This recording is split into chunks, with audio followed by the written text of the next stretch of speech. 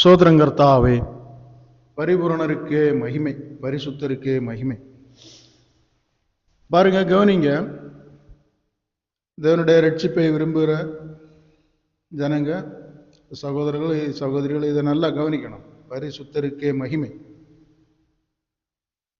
பாருங்க, நம்ம வெளிப்படுத்தல் விசேஷம் 12ஆம் அதிகாரம் 13ஆம் அதிகாரத்தை நம்ம சரியா புரிந்துட்டோம்னா நமக்கு வெளிப்படுத்தல் விசேஷம் ரொம்ப லகுவாக இருக்கும், புரியுறது. அதுல பிரதான மேட்ரு இந்த 12ஆம் அதிகாரத்திலையும் 13ஆம் அதிகாரத்திலும் தான் இருக்குது. இப்ப நம்ம ஆதியாகமத்தை எடுத்து பார்த்தோம்னா அங்க என்னன்னா, முதல் அதிகாரத்தை பார்க்கும்போது அதுல தேவன் வானத்தையும் பூமியை உண்டாக்கினார் அப்படின்னு சொல்லி, ஒரு 6ஆம் நாள் மனிதனை உண்டாக்கினார் அப்படின்னு எல்லாம் எழுதியிருக்கோம். ஆனா நம்ம 2ஆம் அதிகாரத்துல பார்க்கும்போது அவர் மனிதனை இன்னும் உண்டாக்கவில்லை, அதுக்கு பிறகுதான் மண்ணிலிருந்து உருவாக்கினார்னு எழுதியிருக்கு. அப்ப அதனுடைய அர்த்தம் என்னன்னா, இப்ப நம்ம ஒரு வீடை கட்டுகிறோம், முதல்ல ஒரு பிளானை வரைஞ்சி அதுக்கு பிறகு அதை செயல்படுத்துகிற மாதிரி இந்த வெளிப்படுத்தலையும் ஃபர்ஸ்ட்ல சொல்லப்பட்டிருக்கிற ஒரு 11 அதிகாரங்களும் ஒரு காட்சிகளை மையப்படுத்தி பேசியிருக்கும். ஆனா 12ல இருந்து தான் அதுக்கு செயல் விளக்கம் தொடரும். பரிசுத்தருக்கே மகிமை. அதனால இந்த 12ஆம் அதிகாரம் 13ஆம் அதிகாரத்துக்குள்ளதான் மற்ற எல்லாமே அடங்கி இருக்கும். அதனால நம்ம இந்த 12ஆம் அதிகாரம் 13ஆம் அதிகாரத்தை சரியா புரிஞ்சிருக்கணும். படிங்க, 12ஆம் அதிகாரம் ஃபர்ஸ்ட் படிங்க. அன்றியும் ஒரு பெரிய அடையாளம் வானத்திலே காணப்பட்டது. ஒரு ஸ்திரீ சூரியனை அணிந்திருந்தாள். அவள் பாதத்தின் கீழே சந்திரனும் அவள் சிரசின் மேல் 12 நட்சத்திரங்களும் உள்ள கிரீடமும் இருந்தன. அவள் கர்ப்பவதியாயிருந்து பிரசவ வேதனை அடைந்து பிள்ளை பெறும்படி வருத்தப்பட்டு அலறினாள். அப்பொழுது வேறொரு அடையாளம் வானத்திலே காணப்பட்டது. 7 தலைகளையும். போதும், முதல்ல ஸ்திரீயை பற்றி பாருங்க, நல்லா கவனிக்கணும். இதை நீங்க நல்லா கவனமா புரிஞ்சாதான் நமக்கு மற்ற குழப்பங்கள், இன்னைக்கு உலகத்துல உபதேசிக்கிற உபதேசத்திலிருந்து வருகிற குழப்பங்கள் மாறும். இப்ப இங்க 12ஆம் அதிகாரத்துல ஒரு ஸ்திரீ சூரியனை அணிந்திருந்தாள், சந்திரன் அவளுடைய பாதப்படியின் கீழே இருந்ததுன்னு போட்டிருக்கும். அவளுடைய சிரசின் மேல் 12 நட்சத்திரங்கள் அடங்கிய ஒரு கிரீடம் இருந்ததுன்னு, அவள் கர்ப்பவதியாகி பிரசவ வேதனைப்பட்டு பிள்ளை பெறும்படியாக காத்திருந்தாள்னு போட்டிருக்கு. பரிசுத்தருக்கே மகிமை. இங்க ஸ்திரீன்னு சொல்லுகிறது தேவனால் அனுப்பப்பட்ட கிறிஸ்து இயேசுனுடைய வழியை, ரட்சிப்பை ஏற்றுக்கொண்ட கிறிஸ்தவர்களை அல்லது அந்த கிறிஸ்தவ சமுதாயத்தை ஸ்திரீன்னு சொல்லியிருக்கு. ஏன் அப்படி ஸ்திரீன்னு சொல்லப்படுதுன்னா, ஆதியாகமத்துல பார்த்தா கர்த்தர் சொல்லுவார், உன் வித்திற்கும் ஸ்திரீயின் வித்துக்கும் பகை உண்டாக்குவேன், அவர் உன் தலையை நசுக்குவார். ஸ்திரீயின் வித்துன்னு சொல்லுகிறது கிறிஸ்துவ சந்ததியை குறிக்கிறது. அப்ப கிறிஸ்துவை ஏற்றுக்கொண்டவர்களை ஸ்திரீன்னு இங்க சொல்லப்பட்டிருக்கு அந்த சமுதாயத்தில். அப்போ ஸ்திரீ என்று அவரை சொல்ல காரணம், ஸ்திரீயின் இடத்தில் தான் அவர் பிறந்தார். புருஷ சித்தத்தினால் பிறந்தவர் அல்ல கிறிஸ்து. அவர், அது பைபிள்ல கூட நம்ம படிச்சா தெரியும், ஸ்திரீயின் இடத்தில் பிறந்தவரும் நியாயப்பிரமாணத்திற்கு கீழானவருமான அந்த ஒரு சாயல்ல தான் அவர் கடந்து வருகிறார். நியாயப்பிரமாணத்திற்கு உட்பட்டவராய் வருகிறார், ஸ்திரீயின் இடத்தில் பிறந்தவர். அப்போ அந்த ஸ்திரீயினிடத்தில் பிறந்தவருடைய சந்ததிக்கும், அப்படின்னா கிறிஸ்துவின் சந்ததிக்கும் பிசாசனுடைய சந்ததிக்கும் பகை உண்டாக்குவேன். அப்படின்னா சத்தியத்தை ஏற்றுக்கொண்டவர்களுக்கும் அதன்படி வாழ பிரயாசப்படுகிற தேவ பிள்ளைகளுக்கும் இனி உலகத்திலே உலகத்தின்படி வாழ்கிறவர்களுக்கும் உள்ள ஒரு பகை, அதுதான் அங்க சொல்லப்பட்டிருக்கும். அதனால அந்த ஸ்திரீ என்று சொல்லுகிறது கிறிஸ்து இயேசுவை, அவருடைய சத்தியங்களை ஏற்றுக்கொண்ட ஒரு சமுதாயத்தை குறிக்கிறது, அல்லது அப்படிப்பட்ட அந்த ஏற்றுக்கொண்ட ஜனங்களை குறிக்கிறது. அப்ப இந்த கிறிஸ்துவானவர் இங்க வந்து தேவனுடைய வழிகளை அவர் சொல்லிக் கொடுக்கிறார். சொல்லிக் கொடுத்து அந்த சத்தியத்தை வெளிப்படுத்துகிறார். அப்ப அந்த ஸ்திரீ சூரியனை தரித்திருந்தாள்னு சொல்லுகிறது. முன்னாடி அந்த ஸ்திரீ நியாயப்பிரமாணத்தை தரித்திருந்தாள். நியாயப்பிரமாணம் சொல்லுகிறது நன்மையும் தீமையும் உள்ளடக்கினது. அப்போ சூரியன் என்கிறது எப்போதுமே வெளிச்சம், அதுல இருள் என்கிறது சுத்தமா கிடையாது. நியாயப்பிரமாணம் சொல்லுகிறது அது சூரியனுடைய வெளிச்சத்துக்கு கிட்ட வர முடியாது. நியாயப்பிரமாணத்தை சந்திரன் என்று சொல்லியிருக்கோம். ஏன்னா நியாயப்பிரமாணம் நன்மையும் தீமையும் உள்ளடக்கியது. அந்த நியாயப்பிரமாணத்துல நன்மையும் தீமையும் உள்ளடக்கினது இருக்கிறதுனால நீங்க சந்திரனை கவனித்து பார்த்தா அது மாதத்துல பாதி நாள் இருளாகவும் பாதி நாள் வெளிச்சமாகவும், பாதி நாள் வெளிச்சத்தை நோக்கி போயிட்டு இருக்கும், மீதி நாள் இருளை பார்த்து போயிட்டு இருக்கும். இருள் வரும்போது அமாவாசை, வெளிச்சம் பூர்ணம் ஆகும்போது பௌர்ணமின்னு சொல்லுவாங்க. அந்த வெளிச்சம் கூட சூரியனை கிட்ட நிற்க முடியாது. பரிசுத்தருக்கே மகிமை. அப்ப முன்னே நியாயப்பிரமாணத்தின்படி வாழ்ந்து கொண்டிருந்த தேவ ஜனங்கள் இப்ப அந்த நியாயப்பிரமாணத்தை தங்களுடைய பாதத்தின் கீழாக்கி அதுக்கு மேல நின்று, நீங்க ஸ்திரீன்னு சொன்ன தேவனை ஏற்றுக்கொண்டவர்களாக சொல்லப்பட்டிருக்கு. அந்த சமுதாயத்தை, தேவ ஜனங்களை இப்பொழுது அவர்கள் சூரியனை, நீதியின் சூரியனை கிறிஸ்துவை ஏற்று தரித்து கொண்டவர்கள். இனி அவர்களுடைய தலையிலே 12 நட்சத்திரங்கள் இருந்ததுன்னு சொன்னா அது சீசர்களை குறிக்கிறது. இப்ப இயேசுவும் அவருடைய 12 சீசர்களும் 12 பேரை அவர் தெரிந்து கொண்டு தம்மோடு இருக்கவும் தேவனுடைய ராஜ்யத்தை குறித்து பேசவும் அப்போஸ்தலர்கள் என்கிற சீசர்கள் என்கிற அந்த மகத்துவத்தில் அவர்களை வழி நடத்துகிறது. அப்படியானால் இயேசு கிறிஸ்துவின் மூலம் உண்டான சத்தியமும் அதை ஏற்றுக்கொண்டு அதை ஜனங்களுக்கு வெளிப்படுத்தும்படி அதற்காக தங்களை அர்ப்பணித்த 12 சீசர்களையும் இயேசுவையும் சீசர்களையும் ஏற்றுக்கொண்ட ஒரு தேவ ஜனங்களை குறிக்கிறது. அந்த ஸ்திரீ என்கிறது அடையாளப்படுத்துகிறது. இப்ப அந்த ஸ்திரீ கர்ப்பந்தரித்தாள் அப்படின்னா சத்தியத்தை ஈண்டெடுத்தாள் என்று சொல்லப்பட்டிருக்கு. அந்த சத்தியம் என்கிறது கிறிஸ்து உலகத்தை ஜெயித்த ஆண் பிள்ளை என்று சொல்லப்பட்டிருக்கு. அப்போ அந்த சமுதாயம் கிறிஸ்துவை ஏற்றுக்கொண்ட அந்த சமுதாயத்துக்குள் கிறிஸ்து முதற் பலனாய் இருப்பு கோலால் ஆளுகிற ஒரு ஆண் பிள்ளையாய் பிதாவின் வலது பரிசத்தில் வலது கரத்தில் இருக்கிற அந்த புஸ்தகத்தை வெளிப்படுத்தல் 4ஆம் அதிகாரத்தில் படிச்சா தெரியும். வாங்குறதற்கு பூமியிலும் வானத்திலும் தூதரிலும் யாரும் இல்லாதபடியினால் அங்கே ஒரு துக்கம் உண்டாகும். அப்போது கிறிஸ்துவானவர் அதை வாங்கும்படி ஜெயம் கொண்டார் என்று சொல்லப்பட்டிருக்கு. அப்படிப்பட்ட ஒரு ஆண் பிள்ளையாய் அவர் எழுந்தருளுகிறது தான் அது குறிக்கும். பரிசுத்தருக்கே மகிமை. படிங்க. அப்பொழுது வேறொரு அடையாளம் வானத்திலே காணப்பட்டது. 7 தலைகளும் 10 கொம்புகளையும் தன் தலையின் மேல் 7 முடிகளையும் உடைய சிவப்பான பெரிய வலு சர்ப்பம் இருந்தது. அதன் வால் வானத்தின் நட்சத்திரங்களில் 1/3 இழுத்து அவைகளை பூமியில் விழ தள்ளிற்று. பிரசவ வேதனைப்படுகிற அந்த ஸ்திரீ பிள்ளை பெற்றவுடனே அவளுடைய பிள்ளையை பட்சித்து போடும்படிக்கு அந்த வலு சர்ப்பம் அவளுக்கு முன்பாக நின்றது. பாருங்க, நல்லா புரியணும். நீங்க கவனமா இதை புரிந்தாதான் உங்களுக்கு இது தெளிவாகும். இந்த அடையாளம் யோவான் பார்க்கிறான், வானத்துல காண்கிற அடையாளம். முதல் ஒரு ஸ்திரீயும் அந்த ஸ்திரீ ஒரு ஆண் பிள்ளையை பெறுகிறதுக்கான ஒரு கர்ப்பவதியா இருக்கிறதையும் ஒரு ஆண் பிள்ளையை பெற்றதையும் குறித்து எழுதப்பட்டிருக்கும். அப்ப அந்த ஆண் பிள்ளை என்கிறது கிறிஸ்து.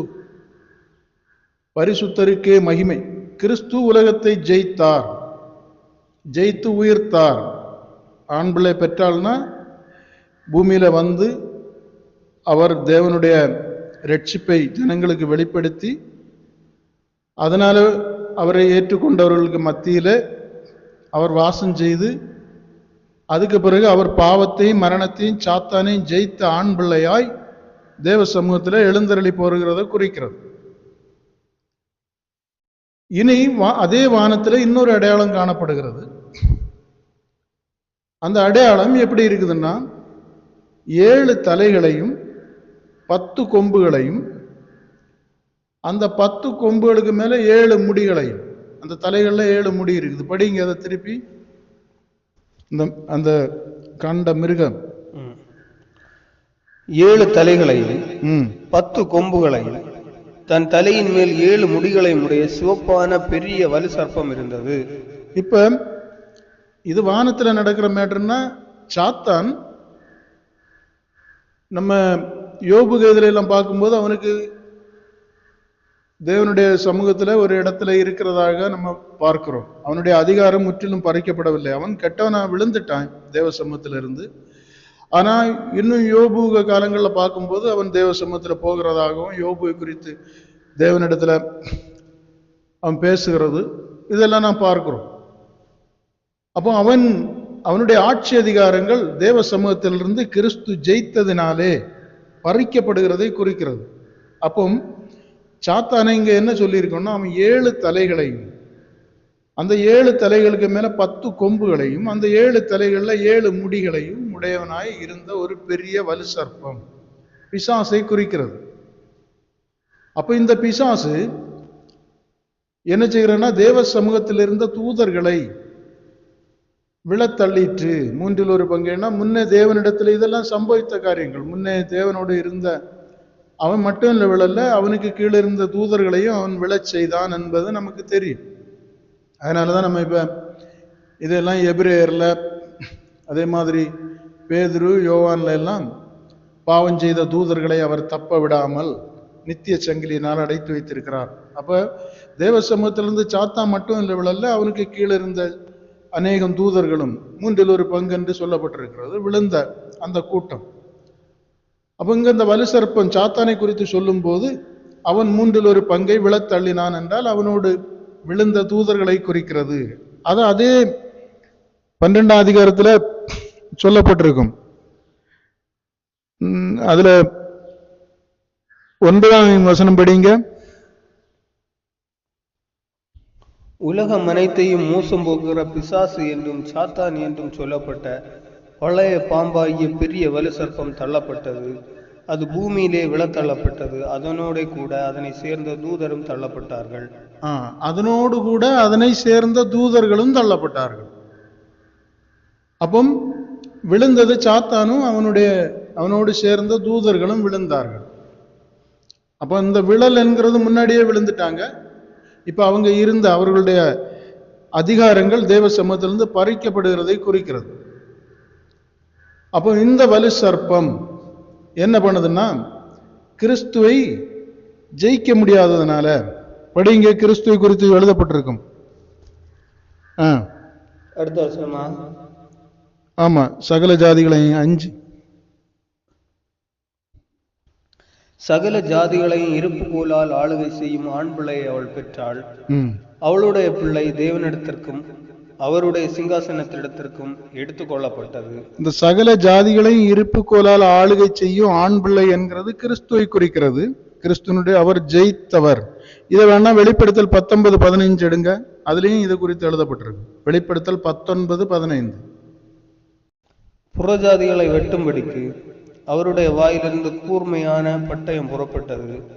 இருப்பு கோலால் அவர்களை அரசாளுவார்.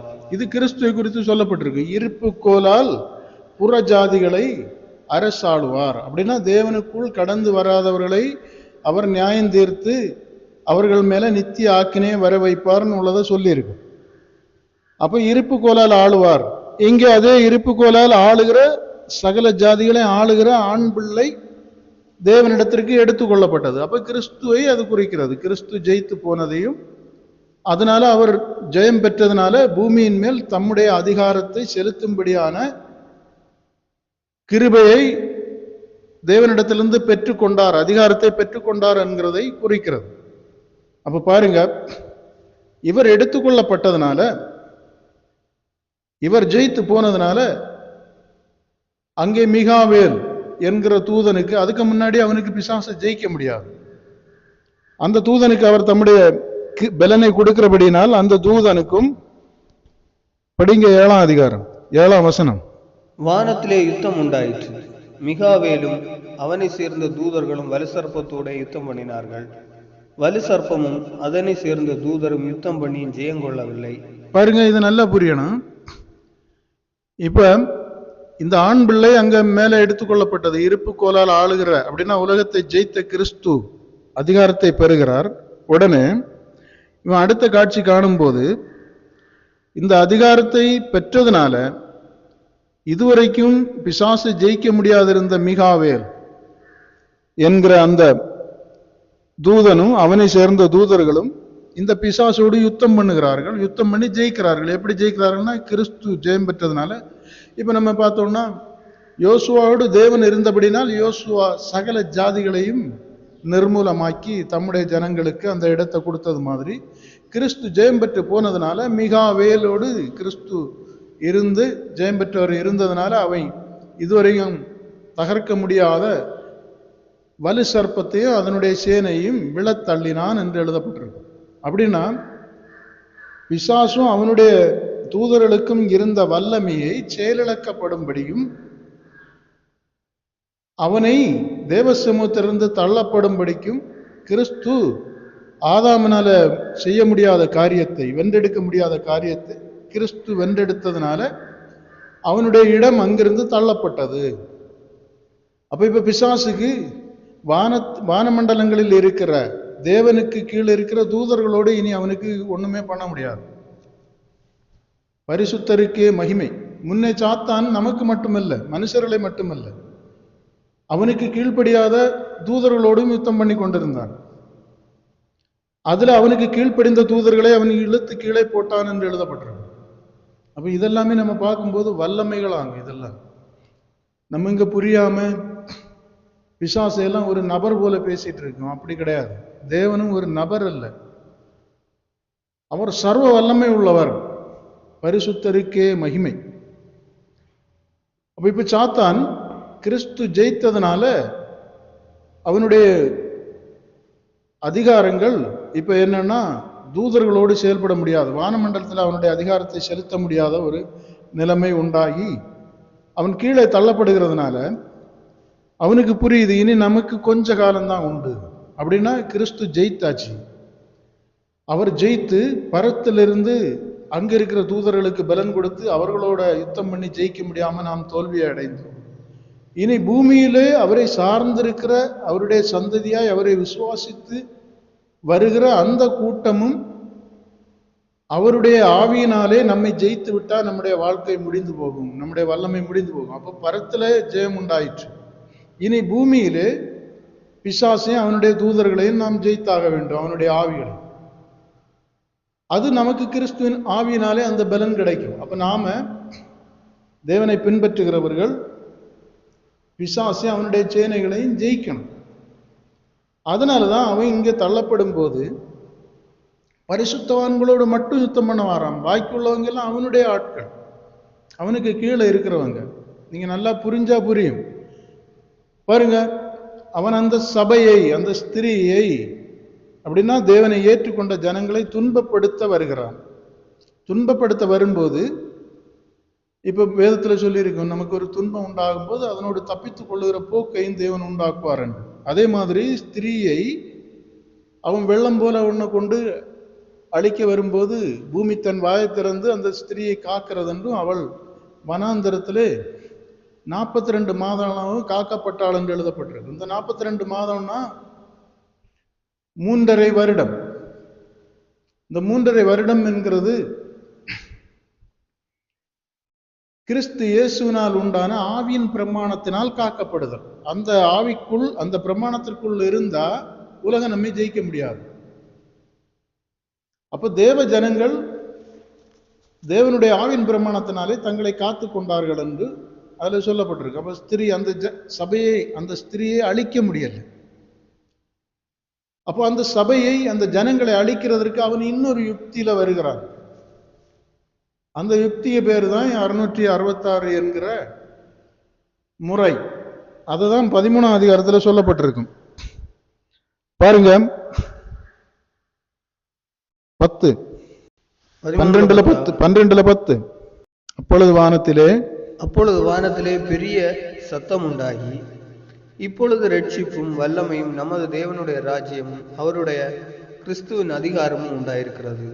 இப்ப பாருங்க, கிறிஸ்து ஜெயித்து அங்க போனதுனால அவரை சார்ந்த மிகாவேலும் அவரை சார்ந்த தூதர்களும் பிசாசை அவனுடைய சேனையின் தள்ளினதுனால பரலோகத்தில் ஒரு கம்பீர சத்தம் உண்டாகிறது. இப்பொழுது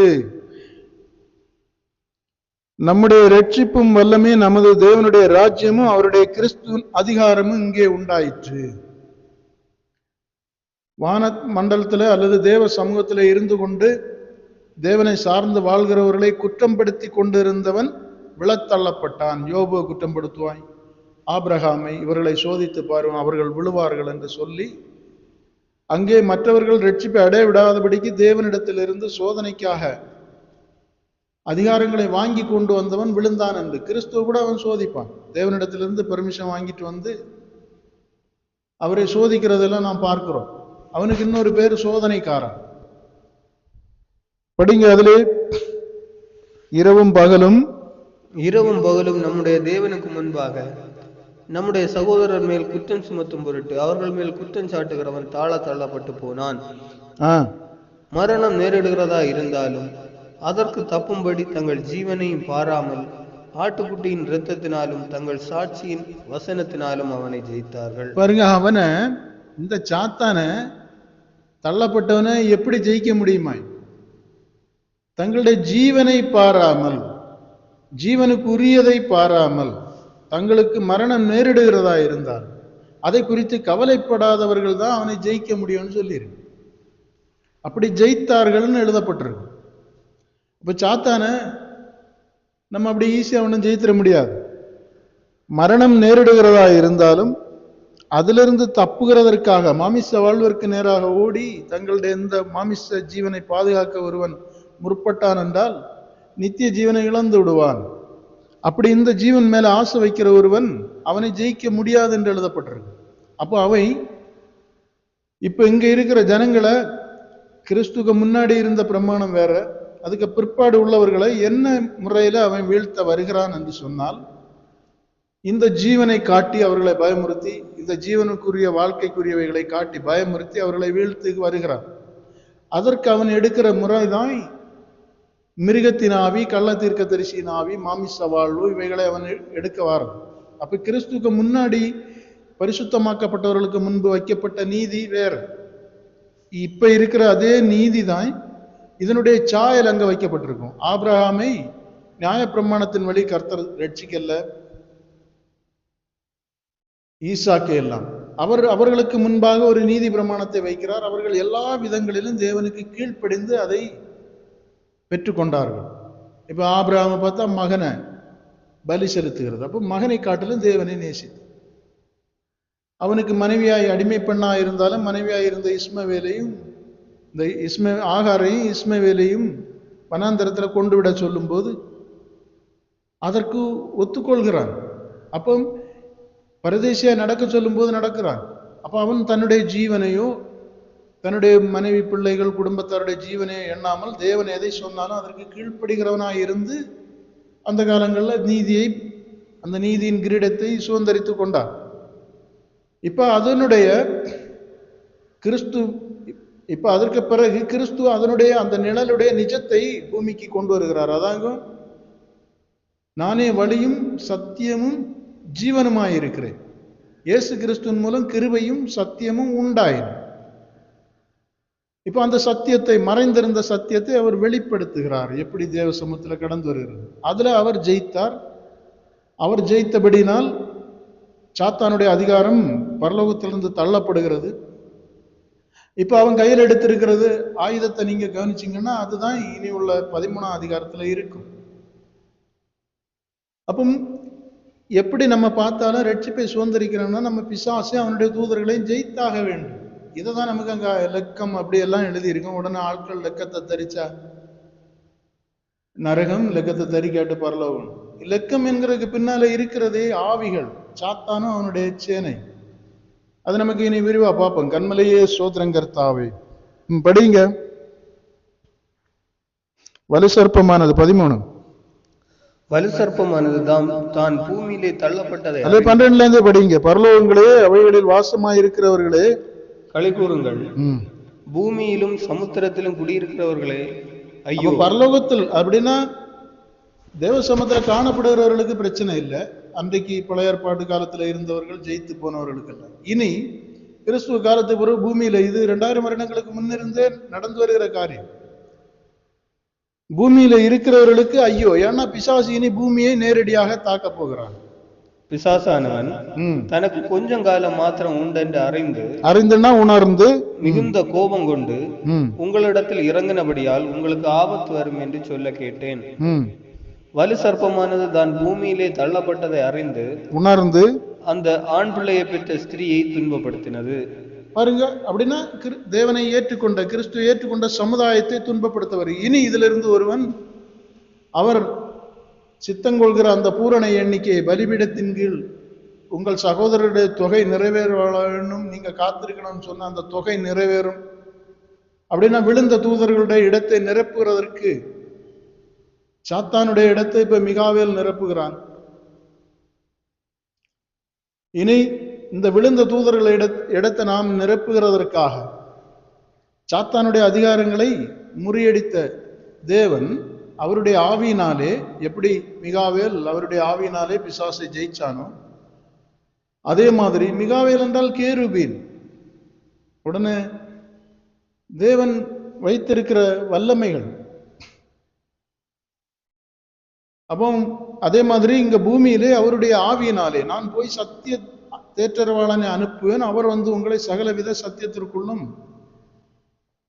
ஆளுகை செய்வார். அப்ப அவருடைய ஆவியை பெற்று சாத்தானை ஜெயிக்க காத்திருக்கிற தேவ ஜனங்களை அவன் துன்பப்படுத்தும்படியாய் கடந்து வருகிறான். மற்றவர்கள் அவன் குறிவைக்கிறதில்லை. மற்றவர்களுக்கு வருகிறது எல்லாமே அவர்களுடைய சாபங்கள், பாவங்கள், முன்னோர்களுடைய பாவங்கள், சாவ பாவங்கள். இதுதான் தலைமுறை தலைமுறையாய் அவர்கள் செய்கிற பாவம். இந்த பாவம் தான் அவர்களை ஆளுகை செய்து அவர்களை அழிவுக்கு நேரம் உட்படுத்திட்டு இருக்கிறது. அது காலங்கள் மாறும்போது பிசாசு பூமியில புகுத்தி விடுகிற அநேக தீய கிரியைகள்னால மனிதனை எளிதில அவைகளுக்கு அடிமையாகி அசுத்தமாகி அழிந்து போகிறான். இங்கே பரிசுத்தவான்களோடு யுத்தம் பண்ணரு. அப்போ தேவராஜ்யம் போனோம்னா எல்லாருமே யுத்தம் பண்ணி ஆகணும். எல்லாரிடத்திலிருந்து மரண பயம் மாறி ஆகணும். பிசாசு அவனுடைய சேனை ஜெயித்தாகணும். அதுதான் இங்க சொல்லப்பட்டிருக்கும். நல்ல கவனமா பாருங்க. ஸ்திரீயானவள் அதை அடுத்தது அப்பொழுது வலு சர்ப்பமானது 17 அப்பொழுது வலு சர்ப்பமானது ஸ்திரீயின் மேல் கோபம் கொண்டு தேவனுடைய கற்பனைகளை கை கொள்கிறவர்களும் இயேசு கிறிஸ்துவை குறித்து சாட்சியை உடையவர்களுமாகிய அவளுடைய சந்ததியான மற்றவர்களுடனே யுத்தம் பண்ண போயிற்று. பாருங்க, கிறிஸ்துவின் சந்ததியாய் அவரை ஏற்றுக்கொண்டவர்கள், இயேசு கிறிஸ்துவனுடைய சாட்சியாய் இருக்கிறவர்களோடு, இயேசு கிறிஸ்துவை குறித்து சாட்சியை உடையவர்களை அவர்களை அந்த ஸ்திரீயின் சந்ததி என்று சொல்லப்பட்டிருக்கும். உன்னுடைய வித்துக்கு ஸ்திரீயின் வித்துக்கு அந்த சந்ததியோடு அது யுத்தம் பண்ணுகிறது. அப்ப ஆதி ஆகமத்துல சொல்லப்பட்ட காரியங்கள் கிறிஸ்து இயேசுக்கு பிறகு நடக்குது. உன் வித்துக்கும் ஸ்திரீயின் வித்துக்கும் பகை உண்டாக்கணும். அதே மாதிரி அது யுத்தம் பண்ண வருகிறது. அப்ப இது ஒரு யுத்தமாகும். அப்ப பிசாசோடு யுத்தம் பண்ண முடியாதவன் ஜெயம் பெற முடியாது. பிசாசுனா அவனுடைய தந்திரத்தினாலே மனிதர்கள் மத்தியில அவன் செயல்படுகிறான். அப்போ 13ஆம் அதிகாரம் சொன்னா என்ன, அடுத்த அதிகாரம் கிடையாது. நாம் படிக்கிறதுக்கு வசதியாகத்தான் அது பிரித்து எழுதப்பட்டிருக்கிறது. 12ஆம் அதிகாரத்து தொடர்ச்சி தான் 13. அந்த இதுல அடுத்த ஒரு காட்சி யோவான் பார்க்கிறான். அதுல என்ன பார்க்கிறான்னா, இந்த பிசாசு தள்ளப்பட்ட வலு சர்ப்பம் மனிதனை வஞ்சிக்கிறதுக்கு என்ன உபாய தந்திரம் பண்ணுதுன்னு உள்ளதை போட்டிருக்கும். படிங்க. பின்பு நான் கடற்கரை மணலின் மேல் நின்றேன். அப்பொழுது சமுத்திரத்திலிருந்து ஒரு மிருகம் எழும்பி வர கண்டேன்.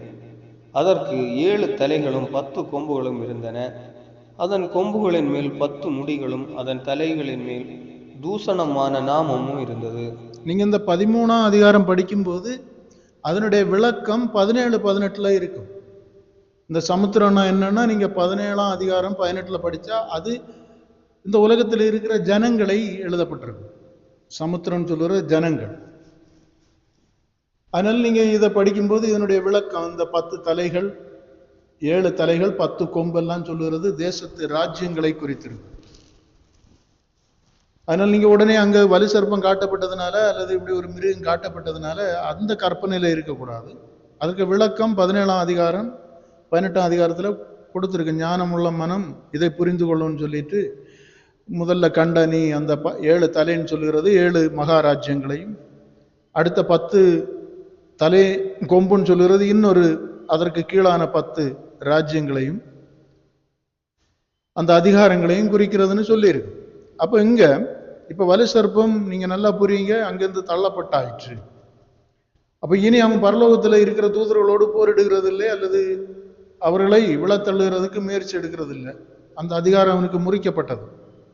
இப்ப அவனும் அவனுடைய சேனைகளும் பூமியிலே தங்களுக்கு கொஞ்ச காலம் உண்டென்று அறிந்து செயல்பட்டு கொண்டிருக்கிறது. இது எப்பன்னா கிறிஸ்துவின் காலத்திலிருந்தே தொடங்கியாச்சு. அப்ப 666 என்கிற லெக்கம் இனி வர போறது இல்லை, அது கிறிஸ்துவின் காலத்திலே உருவான காரியம். அவன் அங்கிருந்தே அவரை ஜெயித்து போனோன்னா தள்ளப்பட்டாயிற்று. தள்ளப்பட்டு வந்தவன் என்ன பண்ணுகிறான்னா எப்படி அடுத்தது செயல்படுகிறான் என்றால் இவன் பின்னுக்கும் மிருகத்தை முன்னுக்கும். மிருகம் என்கிறது இப்ப இவன் ஒரு வலு சர்ப்பம் சாத்தான். அடுத்தது இந்த சமுத்திரத்திலிருந்து இந்த ஜனங்கள் மத்தியிலிருந்து ஒரு மிருகம் எழும்பி வருகிறதுன்னு சொல்லியிருக்கோம். அந்த மிருகத்தை பார்த்தா 7 தலைகளும் 10 கொம்புகளும், அந்த 10 கொம்புகளுக்கு மேல 10 முடிகளும். முன்ன 7 தலையிலையும் 7 முடி, இப்ப கொம்புகள் முடி. படிங்க அத. பின்பு நான் கடற்கரை மணலின் மேல் நின்றேன். அப்பொழுது சமுத்திரத்திலிருந்து ஒரு மிருகம் எழும்பி வர கண்டேன். அதற்கு 7 தலைகளும் 10 கொம்புகளும் இருந்தன. அதன் கொம்புகளின் மேல் 10 முடிகளும் அதன் தலையின் மேல் தூஷணமான நாமமும் இருந்தன. பாருங்க, இது அந்த வலு சர்ப்பம் அல்ல. வலு சர்ப்பம் பரத்திலிருந்து தள்ளப்பட்டது. இது பூமியிலே உருவாக்கப்படுகிற மிருகம். அப்படின்னா நாம இதை மிருகம்னு படிக்க கூடாது. இந்த மிருகத்திற்கு விளக்கம் தரப்பட்டிருக்கு. இது ராஜ்யங்கள், பூமியை ஆளுகிற ராஜ்யங்கள். இந்த ராஜ்யங்கள் வழியாய் பிசாசு ஒருவன் தேவ சமூகத்திற்கு கடந்து போகாதபடி சட்டதிட்டங்களையும் அதிகாரங்களையும் சூழ்நிலைகளையும், இப்ப நம்ம ஒரு தேசத்தை ஆளும் போது அந்த தேசத்து ராஜாவுக்கு அந்த தேசத்து மேல ஜனங்கள் மேல அதிகாரம் இருக்குது. அவன் போடுகிறபடிதான் சட்டப்படிதான் வாழ முடியும். அந்த மாதிரி அது இந்த ஜனங்களிலிருந்து ஒரு ராஜாவை அல்லது ஒரு அதிகாரம் படைத்த தேசத்தை உருவாக்குகிறது. அந்த தேசத்துக்கு கீழே அந்த தேசத்து அதிபதிகளினால் முடினா ராஜரீகத்தை குறிக்கும். கொம்புகள் மேல இருக்கிற முடி ராஜமுடி. அதிகாரங்களை ஆளுகைகளை கொண்டு வந்து ஜனங்கள் தேவனை ஆவியோடும் உண்மையோடும் சேவிக்க முடியாதபடி செய்கிறது. அப்ப கிறிஸ்து ஜெயித்து போனோன்னு அவருடைய சீசர்கள் இங்க இருக்காங்க. அந்த காலத்துல ரோம பேரரசுல வேறொரு ராஜா எழும்பி சபையை சிதறடித்ததும் அவர்கள் ஓடுனது, அங்க உபத்திரம் வந்ததெல்லாம் பார்க்கிறோம். இதெல்லாம் எப்படி வருதுன்னா அதிகாரங்கள் வழியாய் கடந்து வருகிறது. அந்த அதிகாரங்கள் வழி சீசர்கள் ஓடினார்கள். அதற்கு பின்னாலும் பிரச்சனைகள் தான். தேவனை ஆவியோடு சேவிக்க முற்படும் போது உலகத்தின் அதிகாரங்கள் அதற்கு இடையா இருக்கு. அதை ஜெயிக்கணும்னா நாம இந்த உலகத்தானாய் வாழ முடியாது. உலகத்துக்கு எல்லாத்துக்கும் நம்ம அதை ஆமோதித்தோமானால் செயல்பட முடியாது. அப்போ பிசாசு இப்படி ஒரு தந்திரத்துல வருது. உலகத்திலிருந்து ஒரு மிருகத்தை, அப்படின்னா தேவனுக்கு விரோதமான அல்லது தேவ சட்டதிட்டங்களுக்கு அல்லது ஆவிக்குரிய ஆவின் பிரமாணத்திற்கு எதிராக உலகத்தை மாமிசத்தின்படி ஆண்டு கொண்டிருக்கிற தலைவர்கள் வழியாய், அதிகாரங்கள் வழியாய், அரசாட்சிகள் வழியாய் அல்லது ஜனநாயகம் வழியாய் ஏதோ ஒரு விதத்துல ஒரு ஆட்சி அதிகாரங்களை ஏற்படுத்தி ஜனங்களை வீழ்த்துகிறதையாங்க இங்க அது மிருகம் என்று சொல்லப்பட்டிருக்கு. நீங்க பாருங்க, அந்த மிருகமானது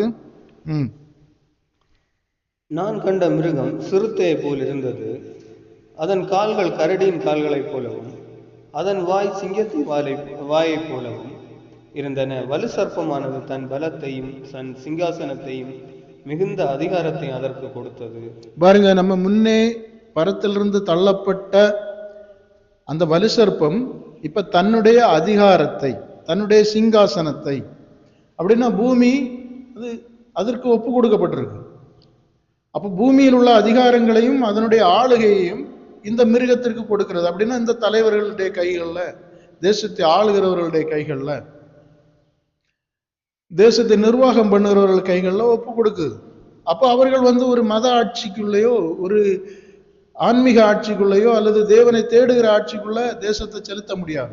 தேசத்துல மாமிசப்படி ஜனங்கள் வாழ்கிறதற்கு எதை செய்யணுமோ அதை தான் அவங்க செய்வாங்க. அப்போ அந்த மாதிரி ஒரு ஆட்சி அதிகாரங்கள் தான் பூமியிலே கடந்து வரும். அப்போ அவனவன் தேசத்தை அவனவன் பாதுகாக்கிறதற்கு சேனைகளையும் சூழ்நிலைகளையும் உருவாக்குவார்கள். அந்த சூழ்நிலைகள், அந்த சேனைகள், அந்த பாதுகாப்பு, அந்த அதிகாரங்கள் அதுக்கு உள்ளதான் நம்ம இருக்கும். அப்ப நாம் உலகத்தோடு இருந்தோமானால் இதற்கு கீழே தான் இருக்கும். அப்போ இங்க வருகிற ஆளுகை அதிகாரங்களை நாம் தரித்து கொண்டால்தான் அல்லது அந்த சட்டத்திட்டங்களுக்கு கீழ்ப்படிந்தால்தான் இந்த உலகத்துல நாம் வாழ முடியும். இல்லை என்றால் நாம் வாழ முடியாது, விற்கவும் கொள்ளவும் முடியாதுன்னு சொன்னா அந்த அதிகாரங்களுக்கு கீழே இல்லைன்னா உலகத்துல வாழ முடியாது. இப்ப இந்தியாவில் இருக்கிற நமக்கு இங்க ஒரு சட்டத்திட்டங்கள் இருக்கும், இன்னொரு நாட்டில் இருக்கிறவனுக்கு இன்னொரு சட்டத்திட்டங்கள் இருக்கும். அதற்கு ஒத்து போகலைன்னா அது தேவனுக்கு உரிய ஒத்து போகிறதோ இல்லையோ, தேசம் போடுகிற சட்டத்துக்கு ஒத்து போகலைன்னா பிரச்சனை தான் வரும். அப்படித்தான் இப்ப நாம் எவ்வளவோ பொது சட்டங்கள் நம்மை என்ன செய்கிறதுனா கீழ்ப்படிய பண்ணுகிறது. நம்ம வாழணும்னா சிலதை ஒப்புக்கொண்டு தான் ஆகணும். இதுதான் வேதம் சொல்லுகிறது. இதை தான் விற்கவும் கொள்ளவும் முடியாதுன்னு சொல்லியிருக்கும். நீங்க எப்பவுமே படிக்கும்போது 12ஆம் அதிகாரம், 13ஆம் அதிகாரம், 17, 18 எல்லாம் கோர்த்து படிச்சிங்கன்னா புரியும். வெளிப்படுத்தலுக்குள்ள எல்லாமே முடிஞ்சிடும். பாக்கி உள்ளதெல்லாம் கோபகலசங்கள்னு அழிவை குறித்து எழுதப்பட்டிருக்கு. இதுதான் ஞானத்தை குறித்து எழுதப்பட்டிருக்கு. படிங்க. அதன் தலைகளில் ஒன்று சாவுக்கு ஏதுவாய் காயப்பட்டிருக்க கண்டேன். ஆனாலும் சாவுக்கு ஏதுவான அந்த காயம் சுஸ்தமாக்கப்பட்டது. பூமியில் உள்ள யாவரும் ஆச்சரியத்தோடு அந்த மிருகத்தை பின்பற்றி அந்த மிருகத்திற்கு அப்படிப்பட்ட அதிகாரம் கொடுத்த வலி சர்ப்பத்தை வணங்கினார்கள். அப்ப நம்ம இங்க படிச்சுட்டு இருக்கோம், மிருகம், மிருகத்தின் இலக்கத்தையாவது மிருகத்தின் நாமத்தையாவது பிறகு மிருகத்தின் சொரூபத்தையாவது வணங்காதவனை அது கொன்னுறவன். அப்ப இங்க உடனே நம்ம ஊழியர்கள் என்ன செய்யாங்கன்னா மிருகம் ஒண்ணு இருக்கு மாதிரியும், அப்படி ஒண்ணு வாரது மாதிரியும், அப்படி ஒரு அந்தி கிறிஸ்துக்கு ஆட்சி வாரது மாதிரி எல்லாம் மிகைப்படுத்தி பேசுறாரு. அப்படி வந்தா வரட்டு. இப்ப நாம இங்க இருக்கிற ஞானத்தை அறியணும். அப்ப இங்க மிருகம்னா என்னன்னு அழகா சொல்லி இருக்கு. மிருகம்னா இந்த தேசம், அதை விடதான் அங்க சொல்லி இருக்கு. அப்ப வலுசற்பமானது இந்த தேசத்தை ஆளுகிற ஆட்சிக்கு தான் தன்னுடைய சிங்காசனத்தையும் பலத்தையும் கொடுக்குது. இனி இந்த மிருகத்தை பூமியின் குடிகள் யாவும் வணங்கும்படியும், அதே மாதிரி அப்படின்னா அந்த வணக்கம் சொல்லுறது கீழ்ப்படிதல். அந்த அதிகாரத்துக்கு பூமியின் குடிகள் கீழ்ப்படியணும். அந்த கீழ்ப்படிதலின் மூலம் இதுக்கு அதிகாரம் கொடுத்த அந்த வலுசற்பத்தையும் அவர்கள் வணங்குவார்கள்னு அழகா சொல்லியிருக்கு. அதுதான் இந்த வசனத்துல இருக்கிற மேட்ரு. நீங்க பாருங்க, அந்த மிருகத்திற்கு அப்படிப்பட்ட அதிகாரம் கொடுத்த வலுசற்பத்தை வணங்கினார்கள். அல்லாமலும் மிருகத்திற்கு ஒப்பானவன் யார், அதனுடைய யுத்தம் பண்ணவன் தக்கவன் யார் என்று சொல்லி மிருகத்தை வணங்கினார்கள். அப்ப அதை ஜெயிக்க முடியாது. அப்படின்னா ராஜ்யத்தின் சட்டத்திட்டங்களை யுத்தம் பண்ணி யார் ஜெயிக்க முடியும்? கொன்றில்லா போடுவார்கள். புரியுதில்ல? அப்ப மிருகம் என்று சொன்னா மிருகத்தை ஒண்ணு அது கூட போய் சண்டை போடியதில்லை. அந்த மிருகத்தினுடைய கேரக்டரை சொல்லி இருக்கும், அது தூஷண நாமம் உடையது. அப்படின்னா தேவனுடைய பார்வையில அது ரட்சிப்பை சுதந்திரிக்க முடியாத ஒரு அதிகாரங்களை பண்ணிட்டு இருக்கும், பெருமையானவைகளை பேசும்னு எழுதியிருக்கு. அப்படின்னா பூமிக்குரிய மகிமைகளை குறித்து அது என்ன செய்துட்டு இருக்கும், வாழுகிறதற்கு. இப்ப உலகம்னா அப்படித்தானே, உலகம்னா வளர்ச்சி. தேவன் சொல்லுகிறது விட்டு வெறுத்து ஆசைகளை விடணும்னு, உலகம் என்று சொல்லுகிறது ஆசைப்படணும், வளரணும், அனுபவிக்கணும், வாழணும், திருப்தியா இருக்கணும், சுகமா இருக்கணும். அதற்கு தான் சட்டத்திட்டங்கள் எல்லாம் உருவாக்கப்படும். அப்ப தேவன் பேசின அந்த வழிக்கு விரோதமா தான் உலகம் இருக்க முடியும். ஏன்னா மாமிசம் சொல்லுகிறது உலகம், ஆவின்னு சொல்லுகிறது பரலோகம், ரெண்டும் ஒன்றுக்கொண்டு விரோதமா இருக்கு. அப்போ அந்த மிருகத்தை வணங்கினார்கள்னா, நாம் காணாத மிருகத்தை எங்க இப்ப இது சொல்லி 2000 வருடம் ஆகுது. இந்த 2000 வருடத்துல மிருகம் இல்லாம இனியா மிருகம் வரப்போகுது? மிருகம் சொல்லுகிறது அரசாட்சிகளுக்கு நாம் தலைமுறை தலைமுறையாக கீழ்ப்படிந்துதான் இருக்கிறோம். இதை வணங்கினார்கள் என்று சொல்லி இருக்கு. அப்படின்னா இதற்கு கீழ்ப்படிந்தார்கள். அப்போ ஒரு ஆவிக்குரிய இயேசு கிறிஸ்து இருக்கும் போதும் அங்கே ரோம பேரரசுக்கு ஏறுவது இவர்களுடைய சட்டத்திட்டங்கள் இருந்தது. அவர்களுடைய கீழ் செயல்பட்டு கொண்டிருந்த பரிசேயர், வேதபாரகர்கள், மத பிரமாணத்தை செயல்படுத்துகிறவர்கள் இருந்தார்கள். அப்போ அவர்கள் இந்த நாமத்தை சொல்லக்கூடாது, இதை செய்யக்கூடாது, தேவனுக்கு விரோதமாக எழும்பக்கூடாது என்று சொன்னார்கள். இயேசு அப்படியெல்லாம், நான் தேவன் என்னை அனுப்பினார், அவருக்கு தான் கீழ்ப்படிவேன் சொன்னதுனால அவர்கள் அவரை பிடித்து கொலை செய்தார்கள். இனி அவருடைய சீசர்கள் இடத்துல நீங்க இயேசுவை பற்றி பேசக்கூடாதுன்னு சொல்லி அவங்க அதுக்கு தேவனுக்கு கீழ்ப்படுகிறதா இல்லை உங்களுக்கு கீழ்ப்படியதான்னு கேட்டு உடனே அவர்களை பிடித்து கொலை செய்தார்கள், ஜெயிலில் போட்டாங்க, துன்புறுத்தினார்கள். அப்போ அவர்களுக்கு அதிகாரங்கள் மிருகம், அந்த அதிகாரம் அவர்களுக்கு ஒத்து போகல. அதனால மிருகம்னு சொன்னா நீங்க எதையோ நினைக்காதுங்க. நம்மை தேவனிடத்திலிருந்து பிரிக்க வருகிற பணம், பட்டம், பதவி, அழகு, அந்தஸ்து எதுவா இருந்தாலும் பூமியிலே நம்மை வேறுண்ட செய்கிற சகல செய்கைகளையும், அது மாதிரி தேவனிடத்திலிருந்து நம்மை பிரிக்க வருகிற சகல அதிகாரங்களையும் மிருகம் என்று சொல்லப்பட்டிருக்கு. பரிசுத்தருக்கே மகிமை. நீங்க இந்த மிருகத்தை வேணா ஒண்ணு பாருங்க, வெளிப்படுத்தல் 17:8 படிங்க. நீ கண்ட மிருகம் முன்னே இருந்தது, இப்பொழுது இல்லை, அது பாதாளத்திலிருந்து ஏறி வந்து நாசமடைய போகிறது.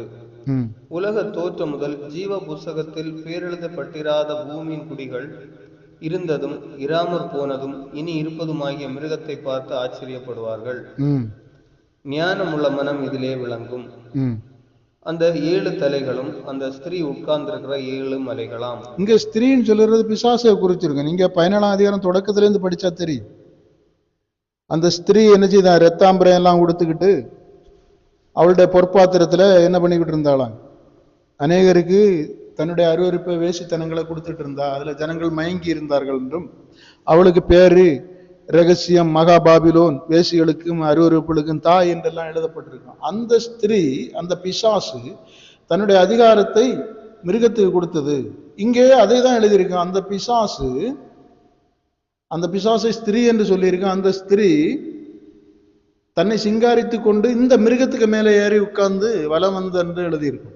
அப்ப அவளை சுமந்த அந்த மிருகத்தை குறித்து பேசும்போது, அல்லது அவளுடைய அதிகாரத்தின்படி, அல்லது பூமியை தேவனிடத்திலிருந்து தன்னுடைய ஆட்சி அதிகாரங்களுக்கு சவாலாய் வாங்கி கொண்ட பிசாசு, அல்லது பரத்திலிருந்து தள்ளப்பட்ட பிசாசு பூமியில தன்னுடைய ஆளுகையை கொண்டு வந்த போது, அதனுடைய ஆட்சி அதிகாரங்களை நேரடியாக செலுத்தும் போது பூமியின் ராஜாக்கள் மேல அது இருந்து செயல்படுகிறதா இங்க சொல்லப்பட்டிருக்கும்.